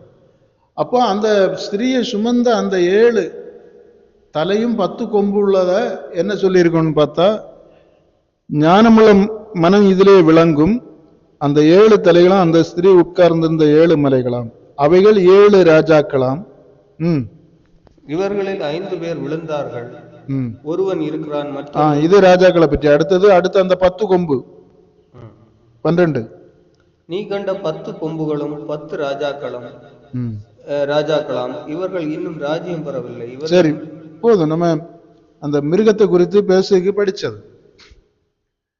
அப்ப பாருங்க, இங்க மிருகம் என்றா சொன்னா நம்ம உடனே மிருகம்னு கற்பனையில இருக்கக்கூடாது. இது தேசத்துக்குள்ள வருகிற ராஜ்யங்களையும் ராஜாக்களையும் ஆளுகைகளையும் அதிகாரங்களையும், அந்த அதிகாரங்கள் கீழே இருக்கிற ஜனங்கள், அவர்கள் வாழ்ந்து கொண்டிருக்கிற மாமிச வாழ்க்கை, அந்த மாமிச வாழ்க்கைக்குரியதை தேடிக்கொண்டிருக்கிற தேவனை தேடாமல், தேவன் ரத்தம் சிந்தி திறந்து வைத்த அந்த வழியை தேடாமல், நித்திய ஜீவனை தேடாமல், மாமிச வாழ்விற்குரிய வழிகளை தேடிக்கொண்டிருக்கிறவர்களை குறித்து சொல்லப்பட்டிருக்கிற காரியங்கள். அப்ப நாம் தேவனுடைய ராஜ்யத்தையும் அவருடைய நீதியும் தேடாம இருந்தாலே இதற்குள் தான் இருக்கிறோம் என்ற அர்த்தம். மிருகத்திற்குள்ள இருக்கிறோம். அப்ப இந்த மிருகத்திற்கு பின்னாலே பிசாசு இருக்கிறது என்ற அர்த்தம். அப்படின்னா உலக வாழ்க்கைக்குள்ள பின்னாடி பிசாசு இருக்கிறான். அதை தான் சீசர்கள் சொல்லும் போது, ஜீவனத்தின் பெருமை, கண்களின் இச்சை, மாம்சத்தின் இச்சை, இவை முதலானவைகள் தேவனால் உண்டானவைகள் அல்ல, பிசாசனுடைய தந்திரங்களினால் மனிதன் அதுக்கு கீழ்ப்பட்டதுனால உண்டானது. அவைகளில் அன்பு கூறாதிருங்கள், அவைகள் உலகத்தினால் உண்டானவைகள். உலகத்திற்கு அதிபதியாய் மரணத்திற்கு அதிபதியாய் அவன் இருக்கிறான். அவன் திருடவும் கொல்லவும் அழிக்கவும் வந்து வேறொன்றுக்கும் வரான். அவன் ஆதியிலே பொய்யை பேசுகிறவனாயிருந்து ஆதாமை விழத்தள்ளினான், ஏவாளை விழத்தள்ளினான். அவன் பொய்க்கு பிதாவாய் இருக்கிறான். அவன் தன்னுடைய சொந்தத்திலிருந்து கட்டுக்கதைகளை அவிழ்த்து விடுகிறான் அப்படின்னு ஏசப்பாயும் அவனை குறித்து சொல்லப்பட்டிருக்கும். யோவான் 8ஆம் அதிகாரம் 44வது வசனத்துல இருக்கும் பாருங்க. அப்ப இங்க அந்த மிருகம் பெருமைகளை அடுத்து படிங்க. 13 கீழே வர்றது 5. 13:5 பெருமையானவைகளையும் தூஷணங்களையும் பேசும் வாய் அதற்கு கொடுக்கப்பட்டது. அல்லாமலும் 42 மாதம் யுத்தம் பண்ண அதற்கு அதிகாரம் கொடுக்கப்பட்டது. பாருங்க, இங்கேயும் அது எல்லாரோடையும் யுத்தம் பண்ண போகல. 42 மாதம் அளவும் யுத்தம் பண்ணுகிறேன்னா அந்த 42 3.5 வருடம் கிறிஸ்துவின் மூலம் உண்டான அந்த ஆவியின் பிரமாணத்தை தரிக்கிற அந்த சூரியனை தரிக்க விரும்புகிறவர்களோடு யுத்தம் பண்ணது எது வருது? மிருகம். இப்ப ஜனங்களின் மத்தியிலிருந்து எழும்பி வந்த ஆட்சி அதிகாரங்கள் வருதுன்னு போட்டுருக்கு. அப்படின்னா மாமிச வாழ்வு ஆவிக்குரிய வாழ்வோடு யுத்தம் பண்ண வருகிறது. இதெல்லாம் நேரடியா இருக்காது, மறைமுகமாய் நடந்து கொண்டிருக்கிற காரியங்கள். நம்ம இதை புரிந்து கொள்ளணும். நாம் மாமிசத்துல வாழ்கிறோம் என்றாலே நாம் அந்த இதுக்கு கீழ்ப்படிந்து போகிறோம் என்ற அர்த்தம். ஆவின்படி வாழ்ந்தா நமக்கு இந்த மாமிசம் உலகத்தோடு ஒரு யுத்தம் உண்டு, போராட்டம் உண்டு. அததான் இயேசு சொல்லுகிறார். அப்போ இங்க அந்த இயேசுவை வலு சர்ப்பம் யுத்தம் பண்ணிச்சு இயேசு கூட, அந்த ஆண் பிள்ளைய அது பட்சித்து போட பார்த்ததுன்னு எழுதியிருக்கு. அப்போ பூமியில கிறிஸ்து வாழும்போது அவரை எந்த மிருகம் போய் பட்சித்து போச்சுது? அப்போ பூமியில வாழும்போது பிசாசு தான் அவரோட போராடுகிறார். இந்த மனிதர்களை வைத்து, ஆட்சி அதிகாரங்களை வைத்து, இந்த மிருகத்தை வைத்து போராடுகிறார். அவர் அதை ஜெயித்து போனார். அப்போ அவரும் அந்த லக்கத்தையும் மிருகத்துக்கும் உட்படாமல் அதை ஜெயித்து போனார் என்று சொல்லியிருக்கு. அப்போ கிறிஸ்துவே என்ன இந்த லக்கத்தை ஜெயித்தார் என்று போட்டிருக்கு. அப்போ இப்ப லக்கம்னா என்னன்னு உங்களுக்கு புரியணும். அதே இதுதான் கிறிஸ்துவ ஜெயிக்க முடியாதோன்னா அதே மாடல்ல தான் நம்மகிட்ட வருது. ஆட்சி அதிகாரங்களை, மாமிச வாழ்வை நம்ம மேல செயல்படுத்த வருகிறது. மாமிச சட்டத்திட்டங்களை, மாமிசத்தின் சிற்றின்பங்களை நாம் அடைய வேண்டும் என்கிறதுக்காக வருகிறது. படிங்க. அது தேவனை தூஷிக்கும்படி தன் வாயை திறந்து அவருடைய நாமத்தையும் அவருடைய வாசஸ்தலத்தையும் பரலோகத்தில் வாசமாயிருக்கிறவர்களையும் தூஷித்தது. மேலும் பரிசுத்தவான்களோடு யுத்தம் பண்ணி அவர்களை ஜெயிக்கும்படிக்கு அதற்கு அதிகாரம் கொடுக்கப்பட்டதும் அல்லாமல் ஒவ்வொரு கோத்திரத்தின் மேலும் பாசைக்காரர் மேலும் ஜாதிகள் மேலும் அதற்கு அதிகாரம் கொடுக்கப்பட்டது. பாருங்க, அல்லேலூயா. அது ஏசப்பாட்ட சொல்லும் போது சொல்லுது, நான் உலகம் எனக்கு ஒப்பு கொடுக்கப்பட்டிருக்கிறது, தேவனிடத்திலிருந்து நான் வாங்கி வச்சிருக்கேன், நீர் என்னை பணிந்து கொள்ளும் என்று. அவர் பணிந்திருந்தா வலு சர்ப்பம் ஜெயிச்சிருக்கும். அதே மாதிரி இங்க அது பரலோகத்தையும் தேவனுடைய சமூகத்தையும், அப்படின்னா தேவனுடைய சமூகத்தைனா தேவனுடைய வழிகள், அவருடைய ராஜ்யத்தின் மகிமை, அந்த ராஜ்யத்துக்கு போகிற வழிகளை எல்லாம் அது தடை பண்ணுகிறது. அதை தூஷிக்கிறதுன்னா அங்க அதை இப்ப ஆதியாகமத்துல பார்த்தோம்னா ஆதாம்கிட்ட வந்து சொல்லும், தந்திரமாய் நீங்கள் இதை புசித்தால் தேவர்களை போல ஆகலாம், உங்கள் கண்கள் திறக்கப்படும், நீங்கள் சாகவே சாவதில்லை அப்படின்னு சொல்லி ஏமாத்தின மாதிரி இப்ப இங்க வந்து அது என்ன பண்ணுதுன்னு சொன்னா, பரலோகத்தில் இருக்கிறவர்களை, ஜெயித்து போனவர்களை அது தூஷிக்கிறது என்றால் இனி மீதி இருக்கிறவர்கள் அந்த இடத்துல போயிடக்கூடாது என்கிறதற்காக அது இன்னும் மூர்க்கமாய் செயல்படுகிறது. பூமியில இருக்கிறவர்களை யுத்தம் பண்ணும்படிக்கும் அவர்களை ஜெயிக்கும்படிக்கும் அதற்கு அதிகாரம் கொடுக்கப்பட்டிருக்கிறது. எதுக்குன்னா 2வது உள்ள மிருகத்திற்கு, வலு சர்ப்பம் அதுக்கு பின்னாடி இருக்குது, இந்த சமுத்திரத்திலிருந்து எழும்பின மிருகத்திற்காக அது கொடுக்கப்பட்டிருக்கிறது. அப்ப பிசாசானவன் உலகத்தின் துரைத்தனங்கள், அதிகாரங்கள், வானமண்டலத்திலிருந்து விழுந்த ஆவிகள், சேனைகளோடு நம்மை நெருக்குவான். அதனாலதான் நமக்கு 2 புறமும் பிரச்சனை. உலகத்தில் இருக்கிற தீமையை செய்கிற மனிதர்களோடு, சத்தியத்தை ஏற்றுக்கொள்ளாத மனிதர்களோடு, உலகத்தில் மாம்சத்தின்படி சுகபோகமாய் வாழ வேண்டும் என்கிற மனிதர்களோடும் நமக்கு பிரச்சனை உண்டு. இனி சாத்தானுடைய செயல்பாடுகளை செயல்படுத்தி கொண்டிருக்கிற கள்ள தீர்க்கதரிசிகளோடு நமக்கு உண்டு. இனி போராட்டம். இனி நாம் சரீரத்தில் பிறக்கும்படியாக இவர்களை ஜெயிக்கணும், தீமையை நன்மையினால ஜெயிக்கணும். இனி ஆவியில் நாம் ஜெயம் கொள்ளும்படிக்கு இந்த பிசாசையும் அதனுடைய சேனையாகிய ஆவிகள் நம்மை ஆவியிலே அசுசிப்படுத்தவும், தீட்டுப்படுத்தவும், கரைதிரை உடையவர்களாய் மாற்றவும் முற்படுகிற அந்த மண்டலங்களையும் நாம் ஆவியிலே சுத்தம் உள்ளவர்களாய் ஜெயிக்க வேண்டும். அதற்கு கிறிஸ்துடைய ஆவி நமக்கு தேவை. அவருடைய ஆவி இல்லாம ஜெயிக்க முடியாது. அப்ப பாருங்க, இதுல நம்ம விளக்கமா படிச்சா புரியும். அவனுக்கு அதிகாரம் கொடுக்கப்பட்டது. அப்ப அவன் பரிசுத்தவான்களோட அங்க யுத்தம் பண்ணுவான்னு சொல்லியிருக்கு. இப்ப இங்க என்ன சொல்லிட்டு இருக்காங்கன்னா, இந்த துன்பம் ஆரோக்கியம் பரிசுத்தவான்களை எடுத்துருவாரு. அப்ப அவன் யாரோட யுத்தம் பண்ணுவான்?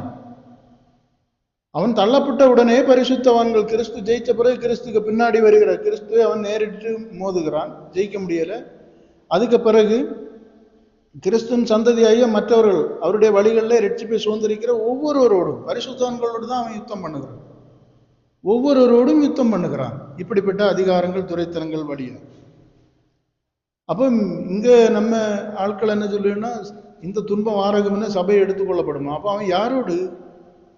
பாவிகளோடும், பொல்லாதவர்களோடும், உலகத்தை ஜெயிக்க முடியாதவர்களோடும், பாவ மரணத்திற்குள்ள அடைபட்டிருக்கிறவர்களோடுமா யுத்தம் பண்ண போறான்? அவர்கள் ஏற்கனவே அவனுக்கு அடிமையா இருக்கிறவர்கள், அவனால் பிழைத்துக் கொண்டிருக்கிறவர்கள், பூமிக்குரியவர்களை நாடுகிறவர்கள், சரீரத்தில் ஆவிலும் மறுபடி பிறகுகிற சத்தியத்தை அறியாதவர்கள், அவர்கள் மாமிச வாழ்விற்காக ஓடிக்கொண்டிருக்கிறார். அவர்களே யுத்தம் பண்ண போறான்.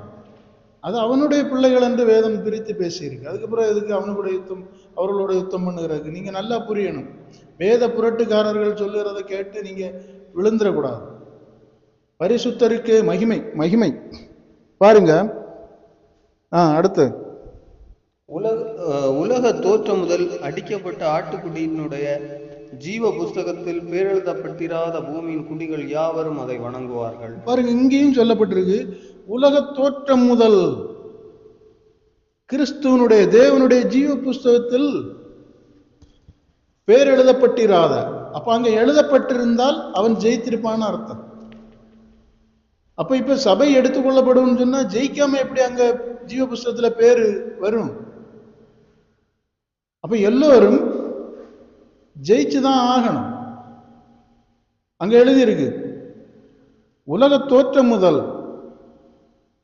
தேவனுடைய ஜீவ புஸ்தகத்தில் பேரெழுதப்பட்டிராத பூமியின் குடிகள் யாவரும் அவனை வணங்குவார்கள், வணங்கினார்கள். உங்களுக்கு நல்லா புரியணும். அப்ப இங்க அந்த மிருகத்தோடு யுத்தம் பண்ணி ஜெயிக்காதவன் எல்லாம் அதை வணங்கினான் என்ற அர்த்தம். பரிசுத்தருக்கே மகிமை. அப்ப இப்ப இவங்க சொல்லுற மாதிரி சபை எடுத்துக்கொள்ளப்படும் சொன்னா, இந்த உபத்திரவங்களுக்கு முன்ன சபை எடுத்துக்கொள்ளப்படும்னா, அந்த எடுத்துக்கொள்கிறவர்கள் இவனோடு யுத்தம் பண்ணாண்டாமா? அவர்களுடைய பேர் ஜீவ புஸ்தகத்துல வராண்டாமா? அப்படின்னா நித்திய ஜீவனை அவர்கள் சுதந்திரிக்காண்டாமா? அப்ப இங்க என்ன சொல்லியிருக்குன்னா, நித்திய ஜீவனை சுதந்திரிக்கிற ஒவ்வொரு நபர் அவனை ஜெயித்தாதான் அதை சுதந்திரிக்க முடியும். அவனை ஜெயிக்கிறவர்கள் தான் ஜீவ புஸ்தகத்துல பேர் எழுதப்படுவார்கள் எழுதியிருக்கு. நித்திய ஜீவனை சுதந்திரிப்பார்கள். அதனால அப்ப இந்த உபத்திரவம் ஆரோக்கியம் சபை எடுத்துக்கொள்ளப்படும்னா, அதுல எடுக்கப்படுகிற நபர்கள் இந்த மிருகத்தை ஜெயிக்காண்டாமா? அதனால நீங்க நல்லா சிந்திக்கணும். இப்படிப்பட்ட கள்ள உபதேசங்களுக்கு நீங்க இடம் கொடுக்காதுங்க. இது கிறிஸ்துவின் காலத்திலிருந்தே வெளிப்படையாக நடக்கிற காரியம். அதனால இனி ஒரு மிருகம் வரும், இனி ஒண்ணு வரும்னா அது வரும். வித்தியாசமாக பூமி அழிவுக்கு நிறைய காரியங்கள் வந்து கொண்டிருக்கும். கிறிஸ்துக்கு பிறகு உள்ள 2000 வருடங்களுக்கு மேலாக ஓடிக்கொண்டிருக்கிறது. எவ்வளவோ மாற்றங்கள், எவ்வளவோ அநீதியான செயல்கள் எல்லாம் வருது. முன்ன காலம் மாதிரியா இப்ப இருக்கு. இப்ப மாம்சத்துல எவ்வளவோ அக்கிரமங்கள், அநியாயங்கள், அசுத்தங்கள், இச்சைகள், உபச்சாரங்கள் பெருகி கொண்டிருக்கிறது. அது வரதான் செய்யும். ஜனங்கள் பெருக பெருக, பாவம் பெருக பெருக, அழிவுகளும் நாசமோசங்களும் வந்துட்டு தான் இருக்கும். அவைகளுக்கு பின்னால பிசாசுடைய ஆளுகையும் பெருகி கொண்டிருக்கும்.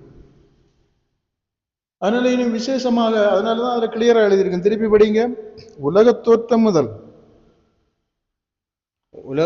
முதல் அடிக்கப்பட்ட ஆட்டுக்குட்டியினுடைய ஜீவ புஸ்தகத்தில் பேரெழுதப்பட்டிராத பூமியின் குடிகள் யாவரும் அதை வணங்குவார்கள். வணங்கினார்கள்னா எழுதியிருக்கு. வணங்குவார்கள்னா இனி உள்ளவங்க வணங்குவாங்க, ஏற்கனவே உள்ளவங்க வணங்கிட்டாங்க. அப்ப தேவனுடைய ஜீவ புஸ்தகம், நித்திய ஜீவனை சுதந்திரிக்காத எல்லா மனிதனும் அதை வணங்கினான் என்று எழுதியிருக்கு. அப்ப எங்கே அங்க அவர் ஆரோக்கியம் என்ன, இந்த ஓத்திரம் ஆரோக்கியம் என்ன, சபை எடுத்துக்கொள்ளப்படும் சொல்லி அதெல்லாம் வீண் கதை என்கிறது உங்களுக்கு புரியும். பரிசுத்தருக்கே மகிமை. படிங்க. பின்பு வேறொரு மிருகம் பூமியிலிருந்து எழும்ப கண்டேன். அது ஆட்டுக்குட்டிக்கு ஒப்பாக 2 கொம்புகளை உடையதா இருந்தது. வலு சர்ப்பத்தை போல பேசினது. அப்ப பாருங்க, நம்ம வெளிப்படுத்தல் 16ஆம் அதிகாரத்துல 13ஆம் வசனம் எல்லாம் படிச்சோம்னா அதை எடுங்க. 16, 13. அப்பொழுது வலு சர்ப்பத்தின் வாயிலும் மிருகத்தின் வாயிலும் கள்ளத்தீர்க்கதரிசியின் வாயிலும் இருந்து தவளைகளுக்கு ஒப்பான 3 அசுத்த ஆவிகள் புறப்பட்டு வர கண்டேன். அவைகள் அற்புதங்களை செய்கிற பிசாசின் ஆவிகள். அவைகள் பூலோகம் எங்கிலும் உள்ள ராஜாக்களை சர்வ வல்லமை உள்ள தேவனுடைய மகா நாளில் நடக்கும் யுத்தத்திற்கு கூட்டி சேர்க்கும்படி புறப்பட்டு போகிறது. கவனிங்க, இங்க ரொம்ப தெளிவா போட்டிருக்கு. வலுசர்ப்பத்தின் ஆவி, மிருகத்தின் ஆவி, கள்ளத்தீர்க்கதரிசியின் ஆவி என்று 3 ஆவிகள் உலகத்தில் இருக்கிற ஜனங்களை எல்லாம் மோசம் போக்கும்படி பூமியின் ராஜாக்களை தேவனுக்கு எதிராக திருப்பி ஜனங்களை அடிமைப்படுத்தி தேவனிடத்தில் போகும்படியாக மோசம் போக்கி கொண்டிருந்தனன்னு போட்டிருக்கு.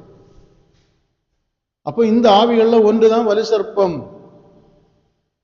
இன்னொன்று அந்த வலுசர்ப்பத்தினால் பிடிக்கப்பட்டு அல்லது அதனுடைய அதனுடைய மகிமையினால ஆட்சி அதிகாரங்களை பெற்ற உலகத்து அதிகாரங்களை குறிக்குது. இன்னொரு மிருகம் எழும்பி வருகிறது.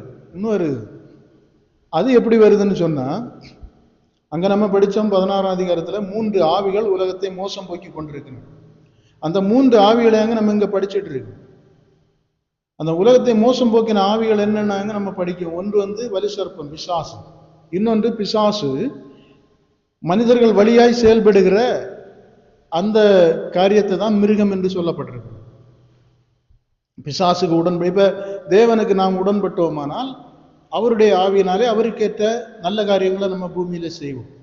அது மாதிரி பிசாசுக்கு உடன்படும் போது அவனுக்கேற்ற அவனுடைய ஆவியினாலே பூமியின் குடிகளை கெடுக்கிற அந்த உன்வித்து என்று சொல்லப்பட்டிருக்கிற பிசாசனுடைய சந்ததி, ரெண்டுக்கும் தான் பகை உண்டாகிறது. அந்த ஜனங்களினாலே தேவனை ஏற்றுக்கொள்கிற ஜனங்களுக்கு இடையில வருகிற பிரச்சனைகள். நீதிக்கும் அநீதிக்கும் சம்பந்தம் இல்லை, இருளுக்கும் வெளிச்சத்துக்கும் சம்பந்தம் இல்லை, கிறிஸ்துவுக்கும் பேரியாளுக்கும் சம்பந்தம் இல்லை. சம்பந்தம் இல்லைன்னா அங்க ரெண்டுக்கும் யுத்தம் உண்டாகும். ரெண்டும் சேர்ந்து வாழ முடியாது, சேர்ந்து வழி நடக்க முடியாது, ஒன்றா இருக்க முடியாது என்கிறதை குறிக்குது. பகை உண்டாகும். அப்ப இங்க வேறொரு மிருகம் உலகத்தை மோசம் போக்கினதுல 3வது மிருகம் ஒன்று வருகிறது. அந்த மிருகம்தான் கள்ள தீர்க்கதரிசியின் ஆவி. அது 2 கொம்புகளை உடைய தேவ ஆட்டுக்குட்டியை போல, கிறிஸ்துவை ஆட்டுக்குட்டின்னு சொல்லியிருக்கான். அந்த சாயல்ல 2 கொம்பையும் வச்சுட்டு வருதுன்னு போட்டிருக்கும். படிங்க. பின்பு வேறொரு மிருகம் பூமியிலிருந்து எழும்ப கண்டேன். அது ஒரு ஆட்டுக்குட்டி ஒப்பாக 2 கொம்புகளை உடையதா இருந்தது. வலுசர்ப்பத்தை போல பேசினது. வலுசர்ப்பத்தை போல தந்திரமாய், அப்படின்னா புரியாத அளவு தேவனை புகழ மாதிரி பேசும். வலுசர்ப்பம் ஆதியில் அப்படிதான் பேசு. அது தேவனை பகையா காட்டுகாது. ஆதாமின் இடத்துலையும் ஏவாள் இடத்துலையும் தேவன் சொன்னது உண்டோ, ஏதோ அவனுக்கும் தேவன் மாதிரி பேசியிருக்கு. நீங்கள் சாவதில்லை, அவரை போல் ஆவீர்கள் எல்லாம் சொல்லி ஏமாத்தின மாதிரி இந்த கள்ள ஊழியக்காரனும் தேவனுடைய ஊழியக்காரன மாதிரி வந்து, அப்போ அவர்கள் அல்ல, அவர்கள் இந்த ஊழியக்காரர்கள் பலியாக்கப்படுகிறார்கள். அவர்களை தந்திரமாய் பிடித்திருக்கிற ஆவிகள் தீர்க்க தரிசனம் என்கிற பெயர்லையும் தேவன் எங்களோடு இருக்கிறார் என்கிற பெயர்லையும் மாம்சத்தையும் அதன் ஆசைச்சைகளையும் சிலுவையில் அறையாத ஊழியர்கள் வழியாய் செயல்படுகிற மாம்சத்தில் கலந்த ஆவிகள் அவர்களை வஞ்சிக்கிறதே அறியாம இருக்காங்க. அது ஒரு கள்ள தீர்க்கதரிசியின் ஆவி. அது வலுசர்ப்பத்தை போல தந்திரமாய் பேசினது, பிசாசை போல. அது அநேகர் அறியவில்லை.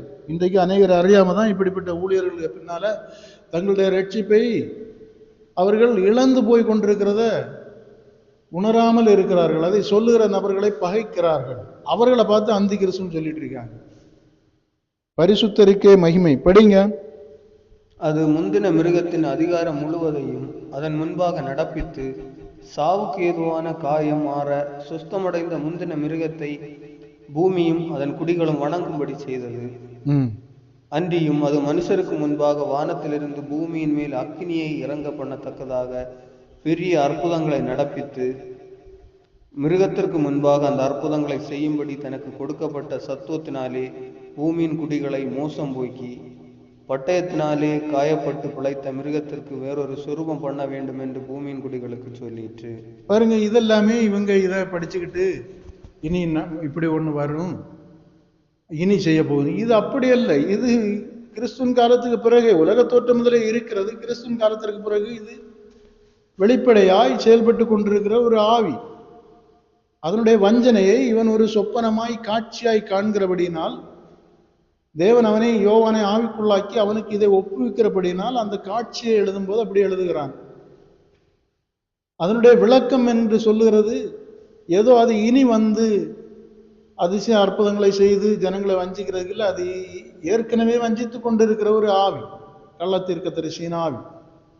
இயேசு கிறிஸ்துக்கு பிறகு இயேசு கிறிஸ்துவை சொல்வார், நான் சென்று போன பின்பு நான் வருமளவும் ஜாக்கிரதையாக இருங்க, அநேக ஊழியர்கள் வந்து கள்ளத்தீர்க்கதரிசிகள் எழும்பி கிறிஸ்து இங்கே இருக்கிறார், எங்களோடு இருக்கிறார், நாங்கள் கட்டின ஜபகோபுரத்தில் இருக்கிறாரு, இப்பதான் அவர்கிட்ட பேசிட்டு வந்தேன்னு எல்லாம் சொல்லி கதை விடுவானுங்க, நீங்க அவர்களுக்கு உடன்படாதிருங்கள் என்று நமக்கு முன்னெச்சரிக்கையாய் சொன்னது. அப்ப அவருடைய காலத்திலிருந்தே இது இருக்கிறது. இன்னும் யோவானே சொல்லும் போது இப்போதும் அந்தி கிறிஸ்து இருக்கிறான்னு சொல்லியிருக்கு. ஆனா நம்ம ஆட்களுக்கு இனி அந்தி கிறிஸ்து வர மாதிரி சொல்லியிருக்கு. இனி வரட்டு, இனி ரூபத்திலேயோ இங்க சொல்லப்பட்ட மாதிரி வெளிப்படையா ஏதோ ஒண்ணுல வரட்டு. ஆனால் ஆவிக்குரிய பிரமாணத்தின்படி அவன் ஏற்கனவே இருக்கிறான். பரிசுத்தருக்கே மகிமை. இனி ஒருவேளை அந்த லெக்கத்தை நீங்கள் வெளிப்படையாக அணிய வேண்டும் என்று சொன்னாலும் ஆச்சரியப்படுவதில்லை. ஆனால் அதனுடைய பொருள் அதல்ல. நாம் ஒரு லெக்கத்தை அணியாத்தோம்னா பரலோகம், அப்படி கிடையாது. அப்ப பரிசுத்தமாகிறது என்ன? இயேசுவின் ரத்தத்தால் கழுகப்படுகிறது என்ன? நாம் மறுரூபம் ஆகிறது. மறுரூபம் என்றால் கிறிஸ்துவை போல் ஆகிறது. உடனே அதுக்கும் தப்பா புரிஞ்சுறாங்க. உள்ளான மனிதனை களைந்து போட்டு கிறிஸ்துவை தரித்து கொள்ளுதல், கிறிஸ்துக்குள் மரித்தல், கிறிஸ்துக்குள் உயிர்த்தல், அப்ப இதெல்லாம் தேவையில்லையா? அதனால இங்கே சொல்லப்படுகிற ஞான அர்த்தங்களை நாம் புரிந்து கொள்ள வேண்டும். தேவனுடைய ஆவி உங்களோடு வாசமா இருந்தால் நீங்க இதை எளிதில் புரிய முடியும். அவருடைய கிருபை தான் உங்களுக்கு இதை சொல்லுது பாருங்க. அப்ப இந்த ஆட்டுக்குட்டி எழும்பி அநேக அற்புதங்களை அடையாளங்களை ஜனங்களுக்கு முன்பாக வெளிப்படுத்தி இன்றைக்கும் நிறைய இடங்கள்ல கள்ளத்தீர்க்கதரிசிகள் அப்படிதான் வஞ்சிச்சுட்டு இருக்காங்க. அண்ணா குணாச்சி, இன்னா குணாச்சி. உடனே ஜனங்கள் ஓடி போய் அங்க லட்சக்கணக்கான ஜனங்கள் அந்த சுகமாகுதலை கண்டு அதுக்கப்புறம் அப்படிப்பட்ட நபர் என்னதான் சொன்னாலும் அவர்கள் ஏற்றுக்கொள்வார். ஏன்னா அங்கே ஆவியானவர் அசைவாடினார், அப்படி இப்படின்னு எல்லாம் நிறைய நீங்க நற்செய்தி கூட்டங்கள்ல எல்லாம் போனா பார்த்தா தெரியும். அங்க உலகத்தை ஜெயிக்கிறதை குறித்த உபதேசம் அங்க இருக்காது. உலகத்துல செழிக்கணும் குடிக்கணும்னு இருக்கும். பிசாசை ஜெயிக்கிறதை குறித்து இருக்காது. பிசாசை கிறிஸ்து ஜெயித்தாரா, அதனால நம்ம சும்மா இருக்கணுமா? அப்படியா? நாமும் ஜெயித்தாக வேண்டும், ஒவ்வொருவரும் யுத்தம் பண்ணி ஆக வேண்டும். அப்படி சொல்ல மாட்டாங்க.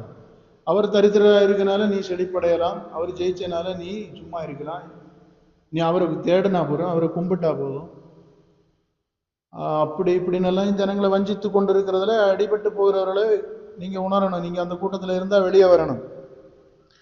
கண்மலையே சோத்திரம் படிங்க.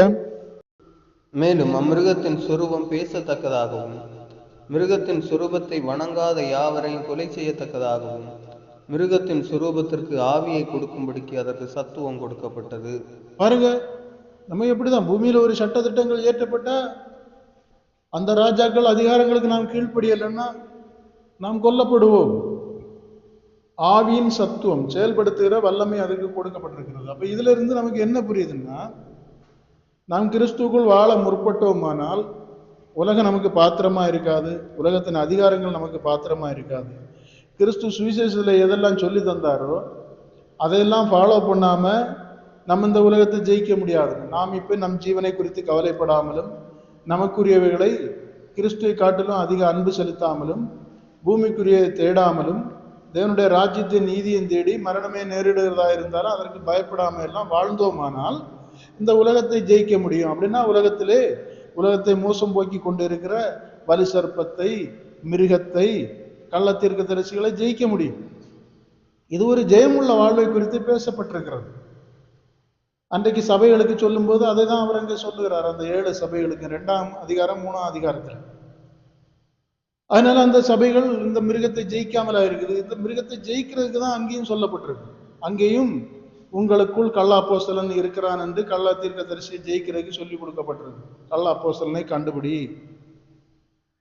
அதே மாதிரி அந்த சபைகளுக்குள்ளே சொல்லப்பட்டிருக்கும், நிக்கோலாய் மதஸ்தர், மாறு வழிகளிலே தேவனை தேடுகிறவர்கள். அதே மாதிரி பாலாக்குக்கு போதகம் பண்ணின பிலேயாம் மாதிரி உள்ளவர்கள், இயேசபேலை மாதிரி உள்ள ஆவியை உடையவர்கள், அப்படி இப்படின்னு இந்த ஆவிகள் சம்பந்தமாக தான் அங்கேயும் பேசப்பட்டிருக்கு. அதனால அவர்கள் முத்திரையை தெரியாமல் அங்கே போனவர்கள் அல்ல. அவர்களும் முத்திரையை தெரியாமல் பிசாசு ஜெயித்து போனவர்கள் அல்லாம சும்மா முத்திரையை தருகி பயந்து அவர்களை தேவன் இந்த காலம் ஆறதுக்கு முன்னே எடுத்துக்கொண்ட சபை அல்ல அது. இது ஜெயித்து போனவர்கள், அவரவர் தங்களுக்கு நியமித்த நியமங்களின்படி தேவனிடத்தில் கடந்து போனவர்கள். அதனால இப்ப நிறைய பேர் 2ஆம் அதிகாரம் 3ஆம் அதிகாரத்தில் சொல்லப்பட்டிருக்க சபையெல்லாம் தப்பிட்டு அவங்களுக்கு இது வரல, இது கடைசி காலத்துக்கு வச்சிருக்குது அப்படின்னு எல்லாம் சொல்லி குழப்பிட்டு இருக்காங்க. நீங்க அந்த குழப்பத்திலிருந்து தெளிவடைய வேண்டும் என்று தேவன் தருகிற கிருபைகளை பலமாய் பற்றி கொள்ளுங்கள். இதை புரிய முயற்சி எடுங்க, படிங்க மீதிய.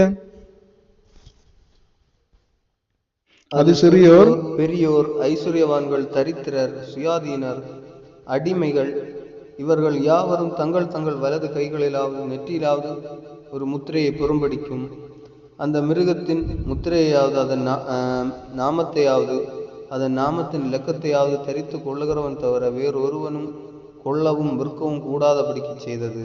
இப்ப பாருங்க, இப்படி எழுதினோன்னு பாருங்க என்ன வெளிப்படையா எழுதி இருக்கு.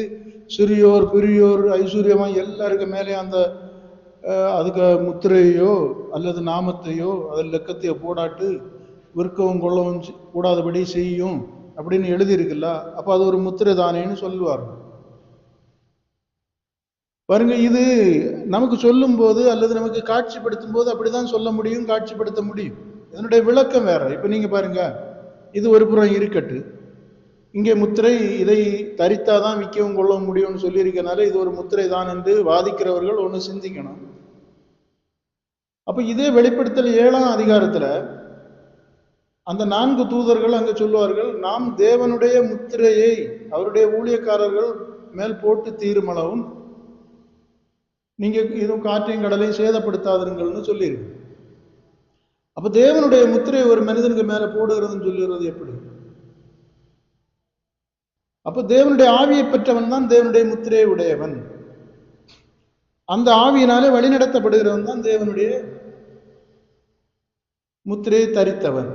அதே மாதிரி இங்க பிசாசனுடைய ஆவியினால வழிநடத்தப்படுகிற சின்னவனா இருக்கட்டும் பெரியவனா இருக்கட்டும் உலகத்தின்படி வாழ்கிற எல்லாருமே அந்த முத்திரையை தரித்தவர்கள், அதற்கு உடன்பட்டவர்கள். அந்த ஆட்சி அதிகாரங்கள் மாற்றங்கள் உலகத்தில் வருகிற எது வந்தாலும் அதற்கு ஏற்றபடி இசைந்து வாழ்கிறவர்கள் எல்லாம் அதை தரித்தவர்கள். அவர்கள் தான் உலகத்துல வாழ முடியும், வாங்க முடியும், விற்க முடியும், கொள்ள முடியும்.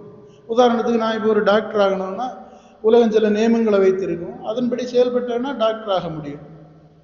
இல்லை நான் அப்படி ஒன்றும் ஆக மாட்டேன் எனக்கு இஷ்டப்படின்னு சொன்னால் உலகம் சம்மதிக்காது. அதே மாதிரி ஒரு இன்ஜினியர் ஆகணும்னா அந்த சட்டத்திட்டங்களின் போகணும், இல்லைன்னா நான் ஒரு நாளும் டாக்டர் ஆக முடியும். அதே மாதிரி உலகத்தின் முத்திரை அப்படின்னா அந்த அதிகாரங்கள் அவர்களுக்கு உட்பட்டால் உலகத்திலே நாம் என்ன செய்யலாம், சந்ததிகளோடு சந்ததிகளை பெருக்கி கொண்டு அப்படியெல்லாம் வாழலாம். இல்லைன்னா நமக்கு கிறிஸ்துக்குள் மரிக்க வேண்டிய சூழ்நிலை உண்டாகும். நீங்க வேணா அந்த மிருகம் என்கிற இடத்துல உங்களை அடிமைப்படுத்தி வைத்திருக்கிற அந்த லெக்கம் என்கிற இடத்துல அந்த பேரை போட்டு பாருங்க, கரெக்டா இருக்கு. இப்ப பண ஆசை உடையவேன்னா அந்த இடத்துல பணம் இதை போட்டு படிங்க, அப்போ சரியா இருக்கு. படிங்க நீங்க அந்த இடத்துல பணத்துக்கு பேரை போட்டு படிங்க. பணத்தையாவது அதன் நாமத்தையாவது அதன் நாமத்தின் இலக்கத்தையாவது. இப்ப அந்த மிருகத்தின் முத்திரைன்னு சொல்லி இடத்துல அப்போ பணத்தின் முத்திரையாவது அதன் நாமத்தையாவது அதன் நாமத்தின் இலக்கத்தையாவது தரித்து கொள்கிறவன் தவிர வேறொருவனும் கொள்ளவும் விற்கவும் கூடாதபடி செய்தது. இப்ப பணம் இல்லைனாலும் விற்கவும் கொள்ளவும் முடியாது. இப்ப நம்ம மிருகம்னா பணத்தையும் சொல்லாமே, இன்னொருவன் எதுக்கு அடிமையா இருக்கிறானோ அது இல்லாமல் அவன் வாழ்ந்து கொள்ள முடியாது. இப்போ ஒருத்தன் பணம் ஆசைன்னா அவன் அதுக்கு அடிமை, குடிகாரனுக்கு குடி இல்லாம அவன் வாழ முடியாது. அப்போ ஒரு மனிதன் எதனால் ஜெயிக்கப்பட்டிருக்கிறானோ அதற்கு அடிமையா இருக்கிறான், அந்த அடிமைத்தனம் இல்லாமல் அவனுக்கு வாழ முடியாது. அந்த அடிமைத்தனத்தை தான் வாழ்க்கையா மாமிச வாழ்க்கையில அடிமைத்தனம் பட்டு போனவை, அது தன்மேல் தன் மரண பரியந்தான் நிலைத்திருக்க வேண்டும் என்று அந்த வாழ்க்கையை நோக்கி ஓடுவான். அதுக்கு இசைந்தால் போல் வாழ்வான். அப்ப அதனால இங்க முத்திரை இலக்கம் என்று சொல்லுகிறதெல்லாம் நீங்க ஆவிக்குரிய நிலைமையோடு கண்ணிட்டு பார்க்கணும். அதனால நீங்க அங்க எழுதியிருக்குன்னு சொன்னா அப்ப இயேசு ரத்தத்தினாலே கழுகப்படுவோம் என்று எழுதியிருக்கிறதுனால இயேசு இனி நம்ம எல்லாரும் ரத்தம் வச்சு கழுவாரு. அப்ப அதை நாம் தேவனுடைய ஆவி என்று புரிந்து கொள்கிற மாதிரி இங்கே முத்திரை என்று சொல்லுகிறது உலகத்தின் துரைத்தனங்கள், அதிகாரங்கள், ஆளுகைகள், நம்மை அடிமைப்படுத்துகிற, தேவனிடத்திலிருந்து வேறு பிரிக்கிற, தேவனுக்கு பரலோக ராஜ்யத்திற்கு விரோதமான எந்த செய்கையும் இந்த மிருகம் என்கிற லக்கத்திற்குள்ள அடங்கிவிடும். அவிசுவாசமும் ஒரு முத்திரை தான்.